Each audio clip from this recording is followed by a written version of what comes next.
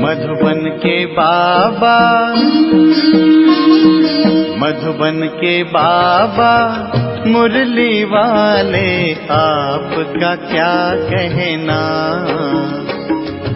आपका क्या कहना। ओम शांति। आज 26 मई 2022 के साकार मधुर महावाक्य हैं। आज मीठे मीठे बाप दादा बोले, मीठे बच्चे, विजय माला में आना है तो निश्चय बुद्धि बनो।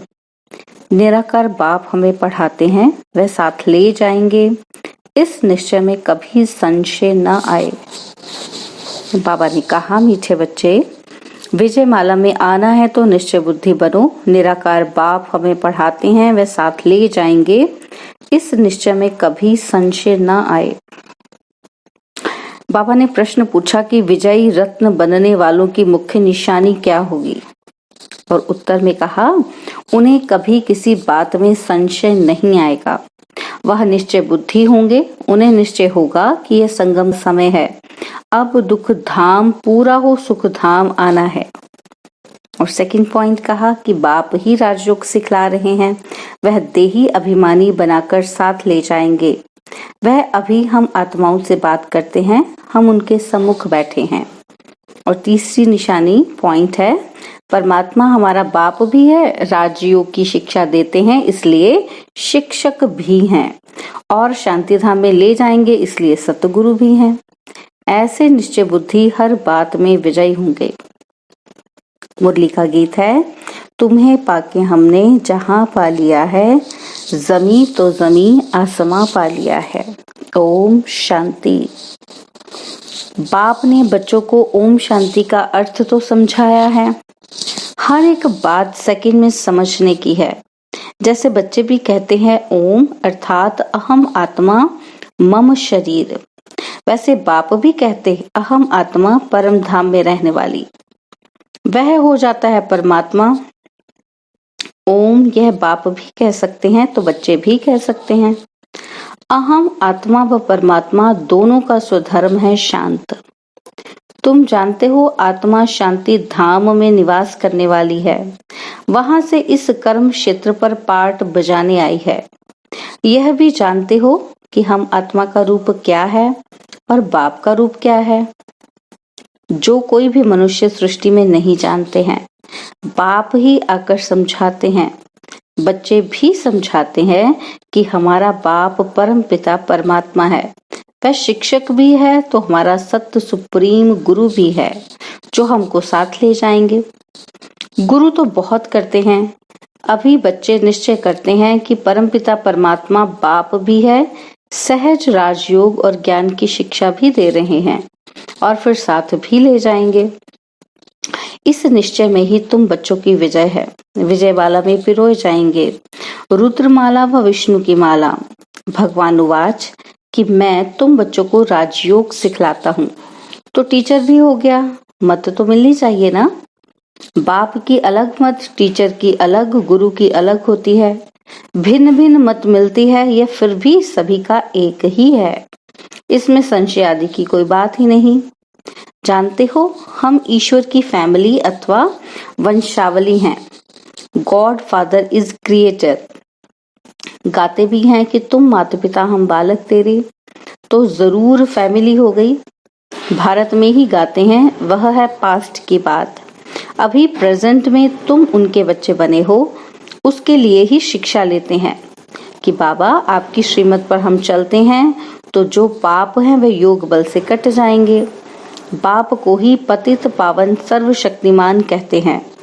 बाप तो एक ही है, बरोबर मम्मा बाबा भी कहते हैं।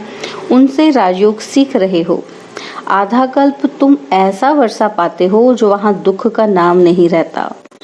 वह है ही सुख धाम। जब दुख धाम का अंत होगा तब तो आप आएंगे ना। वह भी संगम का समय हो गया। तुम जानते हो बाबा हमको राजयोग भी सिखलाते हैं, देही अभिमानी बनाकर साथ भी ले जाते हैं। तुमको कोई मनुष्य नहीं पढ़ाते हैं, यह तो निराकार बाप पढ़ाते हैं। तुम आत्माओं से बात हो रही है, इसमें संशय की व मूंझने की कोई बात नहीं। सामने बैठे हैं, यह भी जानते हो कि हम ही देवता थे, तो पवित्र प्रवृत्ति मार्ग के थे। 84 जन्मों का पाठ पूरा किया है। तुमने 84 जन्म लिए हैं। गाते भी हैं कि आत्माएं और परमात्मा अलग रहे बहुकाल। सतयुग आदि में पहले पहले देवी देवताएं ही होते हैं, जो फिर कलयुग अंत में पतित बनते हैं, पूरे 84 जन्म लेते हैं। बाप हिसाब भी बदलाते हैं। सन्यासियों का धर्म ही अलग है। झाड़ में अनेक प्रकार के धर्म है। पहले पहले फाउंडेशन है देवी देवता धर्म। कोई मनुष्य वह देवी देवता धर्म स्थापन नहीं कर सकते। देवी देवता धर्म प्रायलोप है, फिर से अभी स्थापना हो रही है। फिर सतयुग में तुम अपनी प्रारब्ध भोगेंगे। बड़ी जबरदस्त कमाई है। तुम बच्चे अभी बाप से सच्ची कमाई करते हो, जिससे तुम सचखंड में सदा सुखी बनते हो। तो अटेंशन देना पड़े। बाप ऐसे नहीं कहते कि घर बार छोड़ो, वह तो सन्यासियों को वैराग्य आता है। बाप कहते हैं वह रॉन्ग है, इससे कोई सृष्टि का कल्याण नहीं होगा। फिर भी भारत में इन सन्यासियों का धर्म अच्छा है। भारत को थमाने के लिए सन्यास धर्म स्थापन होता है, क्योंकि देवताएं वाम मार्ग में चले जाते हैं। मकान आधा समय पूरा होता है तो थोड़ी मरम्मत कराई जाती है। 1-2 वर्ष में पुताई आदि होती है। कोई तो समझते हैं लक्ष्मी का आवाहन करेंगे, परंतु वह तो तब आएगी जब शुद्ध होंगे। भक्ति मार्ग में महालक्ष्मी की पूजा करते हैं, उनसे पैसा लेने के लिए, और जगदम्बा के पास कभी पैसा नहीं मांगेंगे। पैसे के लिए लक्ष्मी के पास जाते हैं। दीप माला पर व्यापारी लोग भी रुपए पूजा में रखते हैं, समझते हैं वृद्धि होगी, मनोकामना पूर्ण होती है। जगदम्बा का सिर्फ मेला लगता है। मेला तो है ही, यह जगत पिता जगदम्बा से मिलने का मेला। यह है सच्चा मेला, जिससे फायदा होता है। उन मेलों पर भी बहुत भटकते हैं। कहाँ नाव डूब पड़ती है, कहाँ बस एक्सीडेंट हो पड़ती है। बहुत धक्के खाने पड़ते हैं। भक्ति के मेले का बहुत शौक रहता है, क्योंकि सुना है ना, आत्माओं और परमात्मा का मेला लगता है। यह मेला मशहूर है, जो फिर भक्ति मार्ग में मनाते हैं। कंपटीशन है राम और रावण की, तो बाप अच्छी रीति समझाते हैं, मूर्छित नहीं होना है। राम और रावण दोनों सर्वशक्तिमान हैं। तुम हो युद्ध के मैदान में। कई तो घड़ी घड़ी माया से हारते हैं। बाप कहते हैं तुम मुझ उस्ताद को याद करते रहेंगे तो कभी हारेंगे नहीं। बाप की याद से ही विजय पाते जाएंगे। ज्ञान तो सेकंड का है। बाप विस्तार से समझाते हैं यह सृष्टि चक्र कैसे फिरता है। नट शल में तुम बच्चे बीज और झाड़ को जानते हो। इनका नाम भी कल्प वृक्ष। इनकी आयु लाखों वर्ष तो हो नहीं सकती। यह है वैरायटी धर्मों का झाड़। एक धर्म की शक्ल न मिले दूसरे से, बिल्कुल ही भिन्न है। इस्लामी आदि कितनी काले हैं, वहां भी धन बहुत है, धन के पिछाड़ी तो सब है। भारतवासियों के फीचर्स बिल्कुल अलग अलग हैं, भिन्न भिन्न धर्मों का झाड़ है। तुम समझ गए हो कि कैसे वृद्धि होती है। इनकी भेंट बनियन ट्री से की जाती है। अभी प्रैक्टिकल में तुम देखते हो इनका फाउंडेशन खत्म हो गया है, बाकी धर्म कायम है। देवी देवता कोई धर्म नहीं है। कलकत्ते में तुम देखेंगे कि सारा झाड़ हरा भरा खड़ा है, फाउंडेशन है ही नहीं। इनका भी फाउंडेशन है नहीं जो स्थापन हो रहा है। बच्चे समझते हैं कि अब नाटक पूरा होता है, अब वापस चलना है बाबा के पास। तुम मेरे पास आ जाएंगे यह भी जानते हैं। सिवाय भारत के और कोई खंड स्वर्ग बन नहीं सकता। गाते भी हैं प्राचीन भारत, परंतु गीता में कृष्ण का नाम डाल दिया है। बाप कहते हैं श्री कृष्ण को तो पतित पावन कोई कहेंगे नहीं, निराकार को मानेंगे। कृष्ण तो सतयुग का प्रिंस है। उस नाम रूप देश में फिर कृष्ण स्वर्ग में ही आएगा। वही फीचर्स फिर थोड़े ही हो सकते। एक एक के फीचर्स अलग अलग हैं, कर्म भी सबके अलग अलग हैं। यह अनादि ड्रामा बना हुआ है। हर एक आत्मा को पाठ मिला हुआ है। आत्मा अविनाशी है, बाकी यह शरीर विनाशी है। मैं आत्मा एक शरीर छोड़ दूसरा लेता हूँ, परंतु यह आत्मा का ज्ञान भी कोई को नहीं है। बाप आकर नई बातें सुनाते हैं। मेरे सिकिलते बच्चे बच्चे भी कहते हैं कि बाबा 5000 वर्ष पूरे हुए आपसे मिले। योग बल से तुम सारे विश्व के मालिक बनते हो। पहली हिंसा है एक दो पर काम कटारी चलाना। यह भी समझाया गया है कि बाहुबल की लड़ाई से कभी भी कोई विश्व के मालिक बन नहीं सकते, जबकि योग बल से बनने वाले हैं। परंतु शास्त्रों में फिर देवताओं और दैत्यों की युद्ध दिखाई है, वह बात ही नहीं। यहाँ तुम योग बल से जीत पाते हो बाप द्वारा।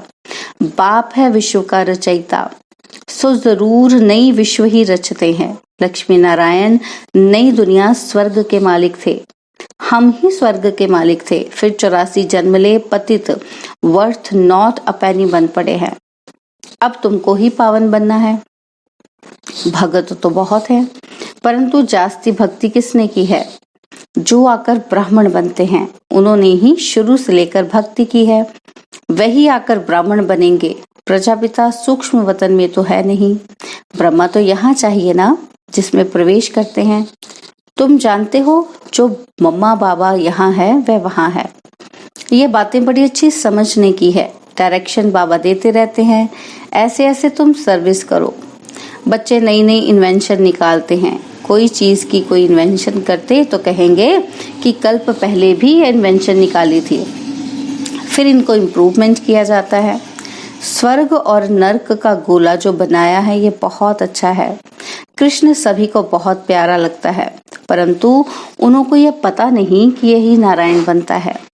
अब यह युक्ति से समझाना है। तुम्हारा ये गोला तो बहुत बड़ा होना चाहिए, एकदम छत जितना बड़ा हो, जिसमें नारायण का चित्र हो, कृष्ण का भी हो। बड़ी चीज मनुष्य अच्छी रीति देख सकते हैं। जैसे पांडवों के कितने बड़े बड़े चित्र बनाए हैं। पांडव तो तुम हो ना, यहाँ बड़े तो कोई है ही नहीं। जैसे मनुष्य होते हैं 6 फुट वाले, ऐसे ही हैं। ऐसे मत समझो कि सतयुग में बड़ी आयु होती है इसलिए लंबे शरीर वाले होंगे।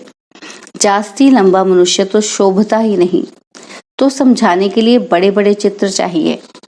सत्य का चित्र भी फर्स्ट क्लास बनाना है। इसमें लक्ष्मी नारायण का, नीचे राधे कृष्ण का भी देना है। यह है प्रिंस प्रिंसेस, ये चक्र फिरता रहता है। ब्रह्मा सरस्वती फिर लक्ष्मी नारायण बनते हैं। हम ब्राह्मण सो फिर देवता बनते हैं। यह अभी जानते हैं कि हम सो लक्ष्मी नारायण बनते हैं, फिर हम सो राम सीता बनेंगे। ऐसी राजाई करेंगे। बच्चे ऐसे चित्रों पर बैठ किसी को समझाएंगे तो बड़ा मजा आएगा। कहेंगे ये तो बड़ा फर्स्ट क्लास ज्ञान है। बरोबर हठ योगी तो ये ज्ञान दे न सके। सत्युग में पवित्र प्रवृत्ति मार्ग था, अभी है अपवित्र। बाप बिगर बेहद का वर्षा कोई दे न सके। जानते हो कि बाबा हमको विश्व का मालिक बनाने की शिक्षा दे रहे हैं। वह अच्छी रीति धारण करना चाहिए। पढ़ाई से मनुष्य बहुत ऊंच बन जाते हैं। तुम भी अभी अहिल्या कुब्जा आदि हो। बाप बैठ पढ़ाते हैं कि जिस पढ़ाई से फिर तुम विश्व के मालिक बनते हो। ज्ञान का सागर भी वह है। अब बाप कहते हैं कि अपने को अशरीरी समझो। नंगे आए थे फिर नंगे जाना है। तुम जानते हो कि ये हमारा 84 का चक्र अब पूरा होना है। यह तो बड़ा वंडरफुल है। इतनी छोटी आत्मा में कितना बड़ा भारी पाठ भरा हुआ है जो कभी मिटने का नहीं है। इनकी न आदि है न अंत है। कितनी वंडरफुल बातें हैं। हम आत्मा 84 का चक्र लगाते हैं, इनका कभी अंत नहीं होता। अब हम पुरुषार्थ कर रहे हैं, उसमें सारी नॉलेज है। स्टार की ही वैल्यू होती है। स्टार जितना तीखा उतना दाम जास्ती। अब इस एक स्टार में कितना सारा ज्ञान है। गाते भी हैं कि भ्रिकुटी के बीच में चमकता है अजब सितारा। इस वंडर को तुम जानते हो? बाप कहते हैं मैं भी स्टार हूँ जिसका साक्षात्कार भी हो सकता है, परंतु सुना है ना कि वह बहुत तेजोमय अखंड ज्योति है, सूर्य मिसल है। तो बाबा अगर स्टार रूप में दिखाए तो माने नहीं। ऐसे बहुत ध्यान में जाते थे तो तेजोमय जो कहते वह साक्षात्कार हो जाता था। अभी तुम समझते हो कि परमात्मा स्टार मिसल है। अच्छा, मीठे मीठे सिकिलदे बच्चों प्रति माता पिता बाप दादा का याद प्यार और गुड मॉर्निंग। रूहानी बाप की रूहानी बच्चों को नमस्ते। हम रूहानी बच्चों की रूहानी बाप दादाजी को दिलवा जान सिकवा प्रेम से नमस्ते। ओम शांति। प्यारे बाबा, मीठे बाबा, मेरे बाबा, शुक्रिया बाबा, शुक्रिया बाबा, शुक्रिया बाबा। धारणा के लिए मुख्य सार है। पहला पॉइंट है, सचखंड का मालिक बनने के लिए बाप से सच्ची कमाई करनी है। बाप जो उस्ताद हैं उसकी याद में रह माया जीत बनना है। सेकंड पॉइंट है, बाप से बेहद का वर्षा लेने के लिए बाप की जो भी शिक्षाएं मिलती हैं उन पर पूरा ध्यान देना है। उन शिक्षाओं को अच्छी रीति धारण करना है। बाबा ने वरदान दिया, सदा ऊंची स्थिति के श्रेष्ठ आसन पर स्थित रहने वाले मायाजीत महान आत्मा भव। सदा ऊंची स्थिति के श्रेष्ठ आसन पर स्थित रहने वाली मायाजीत महान आत्मा भव। जो महान आत्माएं हैं वह सदैव ऊंची स्थिति में रहती हैं। ऊंची स्थिति ही ऊंचा आसन है। जब ऊंची स्थिति के आसन पर रहते हो तो माया आ नहीं सकती। वो आपको महान समझकर आपके आगे झुकेगी, वार नहीं करेगी, हार मानेगी। जब ऊंचे आसन से नीचे आते हो तब माया वार करती है।